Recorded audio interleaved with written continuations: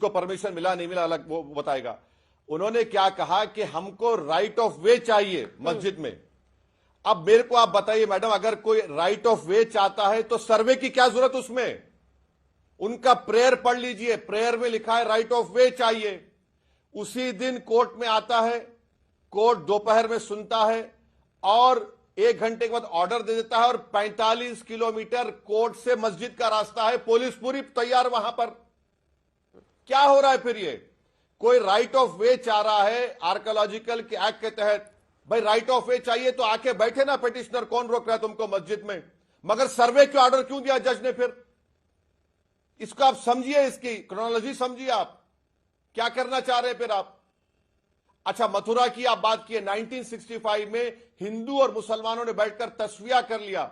मुसलमानों ने 8 एकड़ जमीन दी कृष्ण जन्म स्थान के लिए, जहां पे परनाला था, वो एग्रीमेंट हो गया, सुन्नी वक्फ बोर्ड की तायीद से हुआ, खत्म हो गया मसला। अब 2023 में उसको खोलते हैं कि नहीं, वो हिंदू कौन थे जो ये तस्वीया करने वाले हैं? कि यही बचा है इस देश के लिए? गरीबी मुद्दा नहीं है, बेरोजगारी मुद्दा नहीं है, यही आप लड़ाएंगे हिंदू मुसलमानों को, बीजेपी आरएसएस वाले इस नाम पर? नहीं, पर ये संघ प्रमुख का तो एक बयान है जो जरा पढ़ के आपको सुनाना चाहते हैं। उन्होंने तो सीधा कहा था कि हम लोगों को इससे अब कोई मतलब नहीं है। उन्होंने ये कहा था जून 2022 में, मोहन भागवत ने, जो कि आरएसएस प्रमुख हैं, मोहन भागवत जी ने कहा कि इतिहास वो है जिसे हम बदल नहीं सकते, इसे ना आज के हिंदुओं ने बनाया ना आज के मुसलमानों ने। ये उस समय घटा जब हर मस्जिद में शिवलिंग क्यों देखना है, अब हमको कोई आंदोलन करना नहीं है, रोज एक नया मामला नहीं निकलना चाहिए, हमको झगड़ा क्यों बढ़ाना चाहिए। वो तो ये कह रहे हैं, फिर भी आप उन्हीं पर आरोप लगा रहे हैं। मुझे बताइए ना सर, संभल की बात करते हैं, संभल की तस्वीरें दिखाइए जरा सर को। संभल में मुस्लिम समाज की आबादी 2011 के सेंसस के मुताबिक जो नंबर्स आए थे 52% है, हिंदू 47%। वहां मुस्लिम बहुसंख्यक है। आप पुलिस पर मौत का आरोप लगा रहे हैं। पुलिस कह रही है कि 9mm पिस्टल की गोली से नहीं मरे हैं मरने वाले, वो 315 बोर वाली देसी कट्टे से मरे हैं। पोस्टमार्टम रिपोर्ट ये बता रहा है। पत्थरबाजी वहां पर कौन कर रहा था ये दिख रहा है, सीसीटीवी को कौन तोड़ रहा है, नकाबपोश 2000 लोग पहुंचते हैं, तब आपको साजिश नहीं दिखती सर?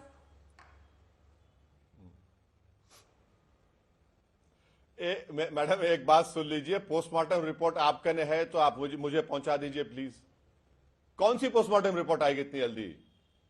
फॉरेंसिक ऐसा कि तो पोस्टमार्टम रिपोर्ट आएगी। अच्छा, कट्टे से मार रहे हैं, एक दूसरे को मारेंगे और मार के मर गए, क्या कितना झूठ बोलेंगे आप?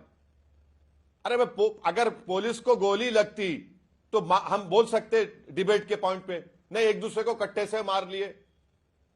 आप बताइए, 17 साल का बच्चा उसमें मर गया जिसका नाम था कैफ, प्लास्टिक के खिलौने बेच के जिंदगी गुजारता था, सीने पे गोली लगी, पोस्टमार्टम की रिपोर्ट नहीं है। रहा सवाल मोहन भागवत साहब का, तो वो तो बोलते जरूर है, मगर ये जितने लोग जो कोर्ट को जा रहे आरएसएस के नहीं है, कंडेम करिए। चलिए, आपने एक केंद्र के मंत्री का स्टेटमेंट शुरुआत में दिखा दिया, उनका ताल्लुक आरएसएस से नहीं है, वो मोहन भागवत की इज्जत नहीं करते, मोहन भागवत उनके बॉस नहीं है।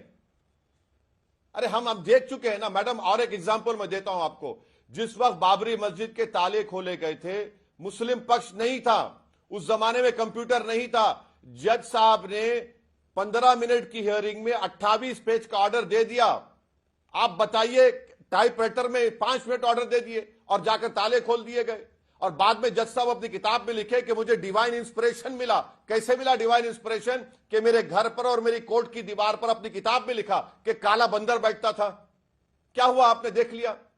जब कलेक्टर को आप पावर दे रहे हैं, आज वक्फ बिल की आप बात कर रहे हैं, आपको याद होगा बाबरी मस्जिद में जब मस्जिद को बंद करके रात के अंधेरे में चोरों की तरह वहां पर मूर्तियां रखी गई, तो एक कलेक्टर साहब थे, नायर नाम था, उन्होंने सब कर दिया काम, पूजा का स्टार्ट कर दिया, नमाज, वो बाद में वो जनसंघ के एमपी बन गए।